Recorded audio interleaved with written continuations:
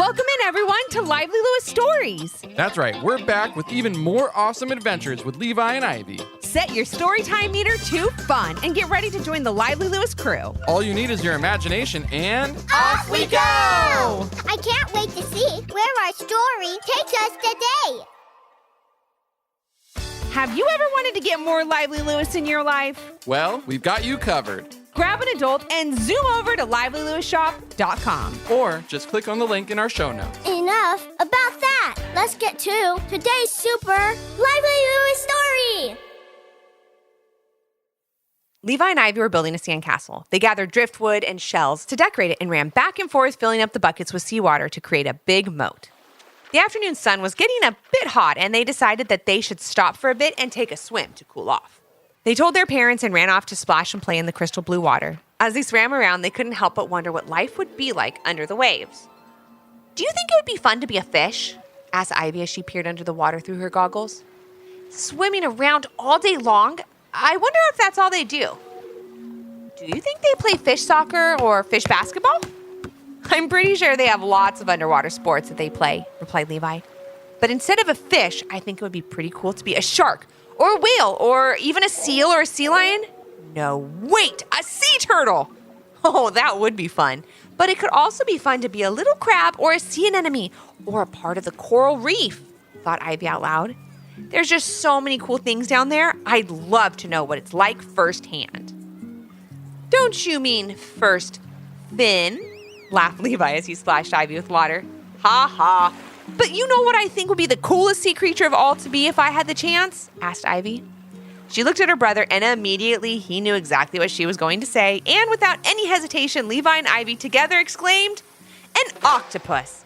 If I had arms like an octopus, I could play 8 video games at once," said Levi. "I could play with all my baby dolls at the same time," added Ivy.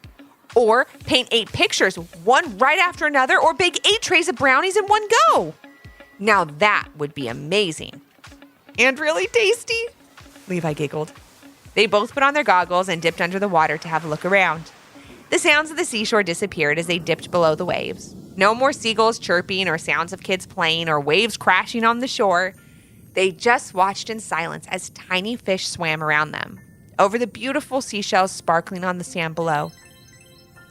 At that point, they could only imagine what it would be like to live underwater as one of the wonderful sea creatures they had just been talking about. As they popped their heads back above the surface of the water, all the sounds of the seashore came rushing back. One in particular was their mom calling them for lunch. Levi and Ivy raced out of the water as they were quite hungry from all their sandcastle building and playing. They gobbled up their sandwiches and chips, and once they were done, Levi and Ivy yawned and stretched under the rays of the warm summer sun.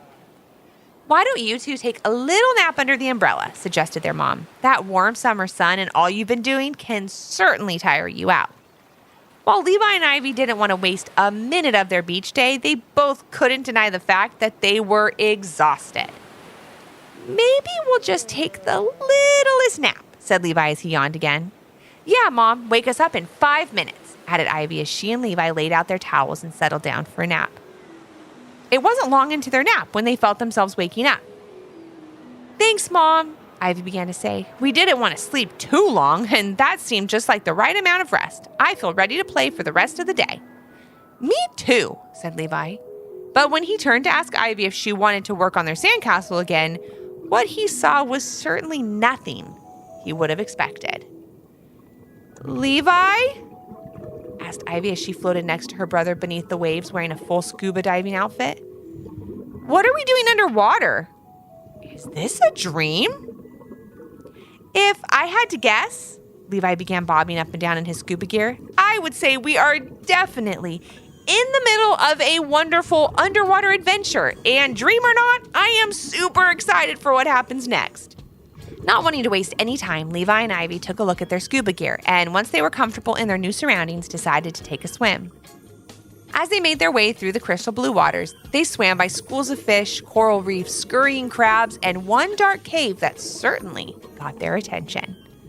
Levi and Ivy looked at each other, and without saying a word, both decided to swim toward the cave. Having learned a little bit about sea life at school that year, they knew one animal that loved to call an ocean cave home.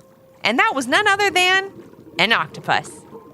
"Do you think there's going to be an octopus in there?" asked Levi as he swam closer to the entrance of the cave. "I really hope so," replied Ivy. "I would love to meet an octopus in person. I have so many questions. Is it hard to find sweaters with 8 arms? Or 4 pairs of the same kind of roller skates?" "Good questions," said Levi. "I would just like to know if it's good at basketball. I mean, with all those arms, you think it would be a wonderful dribbler." Well, they wouldn't have to wonder about the answers to their questions much longer, as they were now both swimming right in front of the entrance to the small underwater cave. Even though they were excited to see if an octopus called this little rocky place home, they were a little bit nervous about taking the first look. But together they knew they could do it, and on the count of 3, they swam close enough to pop their heads inside the cave. What they saw was just darkness in front of them.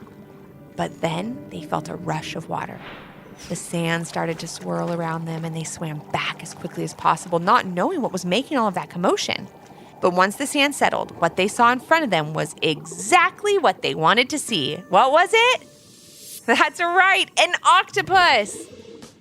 Levi and Ivy bobbled up and down in the water in their scuba gear, waiting to see what the octopus would do. And it turned out they wouldn't have to wait long. "Hi there," said the octopus with a huge smile. "My name is Eddie, and I am so glad that you've come to visit me today. I don't usually get a lot of visitors, especially not too many little scuba divers. If you'd like, I would love to show you around my underwater world." Levi and Ivy could not say yes fast enough. "That would be great, Eddie!" exclaimed Levi. "Yes, we would love that," added Ivy. "Then let's not waste another minute," replied Eddie as he motioned them to follow along with his long octopus arms. As they swam along, Eddie introduced Levi and Ivy to all his friends. It was amazing because it gave them a chance to meet all of the different underwater animals they had only read about before. They met fish, sharks, seals, sea lions. They even met crabs, sea anemones, and sea turtles. They had the unbelievable experience of viewing the ocean in a way that they have never viewed it before, from the fish's point of view. "I feel like I'm a mermaid," giggled Ivy. "And I feel like I'm a famous underwater explorer," added Levi. "I can't wait to see what we discover next." And even though they had lunch right before they met Eddie, all that swimming around was starting to make them quite hungry again. So they told Eddie, hoping that he would be able to get them a little snack. "A snack? I can do way better than that," said Eddie. "Just follow me back to my cave and I'll make you both a special dinner that you'll never forget." Levi and Ivy were super excited and couldn't imagine what dinner would be as they followed Eddie back to his cave, ready for the meal of a lifetime. But they would soon find out that the meal of a lifetime means different things to different people and sea creatures. It didn't take Eddie long to whip up his spectacular meal. After all, with 8 arms in the kitchen, you can get a whole lot done at the same time. The first dish to come out was a seaweed salad. Then Eddie quickly moved on to a delicious kelp casserole and finished it up with a little saltwater soup. "So, tell me the truth. Did you love it?" asked Eddie with a huge grin on his face. Levi and Ivy didn't quite know how to answer. They were so appreciative for all the hard work Eddie put into their meal, but it was just not the meal for them. Underwater fine dining would definitely take some getting used to. "I'm sorry we didn't eat very much," said Ivy. "It's just that we're not used to this kind of cooking." "The seaweed salad was pretty good," added Levi, "but I have to agree with Ivy. It wasn't my favorite meal, but it was sure one that I'll never forget. I mean, when's the last time I ate a meal underwater prepared by an octopus?" "That's totally fine," said Eddie with a big smile on his face. "I know my menu was a little specific. I'm just happy you tried it. However, I think what I'm making for dessert will be something you love." It was then that Levi and Ivy smelled something delicious. Yes, even through their scuba masks, they could smell the sweet, chocolatey aroma of brownies. Then out of the cave swam Eddie, holding 8 trays of brownies, 1 in each arm. "I knew it! I knew it! I knew it!" exclaimed Ivy. "An octopus can make 8 trays of brownies at the same time!"